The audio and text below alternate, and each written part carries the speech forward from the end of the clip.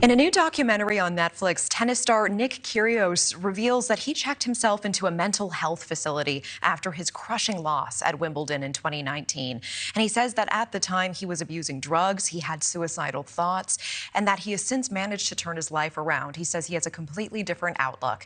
Posting on Instagram, he said, quote, "I don't take one moment for granted. I want you to be able to reach your full potential and smile. This life is beautiful," he says. So I want to bring in now author, mental toughness expert, Marine veteran as well, Eric Rittmeyer, and entrepreneur and branding expert, Luke Linz. Thank you both for being here. I appreciate your time.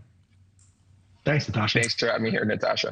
Let's throw out this question. Why is it important that this tennis star is coming forward and not just saying vaguely mental health matters, but saying, hey, I checked myself into a psych ward. It got really, really dark. Yeah, I think obviously we have to recognize everybody's entitled to their own emotional responses to situations, right? Regardless of how ill-calibrated I might think your emotional response is, you're entitled to it. I think as it relates to professional athletes, there are very few of us who can relate to their mindset. We haven't been through the stress they're through.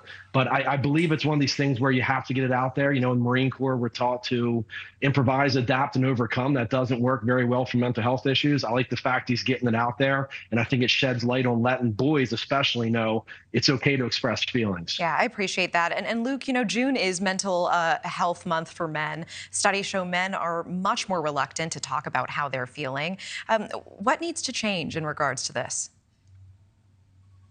Yeah, especially when we're talking about the workplace and men's mental health in the workplace. I think that companies need to put bigger emphasis on actually like working out and physical fitness in terms of being in the workplace. And we know these things increase basically people's confidence, males' confidence, increase people's mental toughness, and basically will increase and diminish mental illness if company employers, CEOs are putting a bigger emphasis on it in the workplace. Yes, certainly. And, you know, Eric, you're a mental toughness expert, a Marine veteran as well. And I think a lot of us picture what it is to be a Marine, and it is nothing but mental and physical toughness. What strategies do you use when you get into some dark mental spaces? What is the message that you would want people to hear?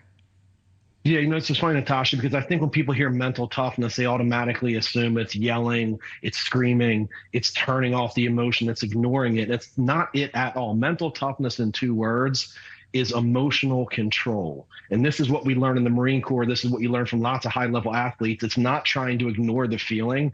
It's learning to recognize it, control it, and use it in a way that you're going to get the mission completed. So this is all about establishing what I refer to as an emotional vocabulary, a feelings vocabulary, especially helping our children to help them recognize if there's an issue, if there's a problem, go to this vocabulary so you can express how you feel and know that it's okay to express that feeling. Yeah, and Eric, I want to stay on the topic of mental health with you quickly.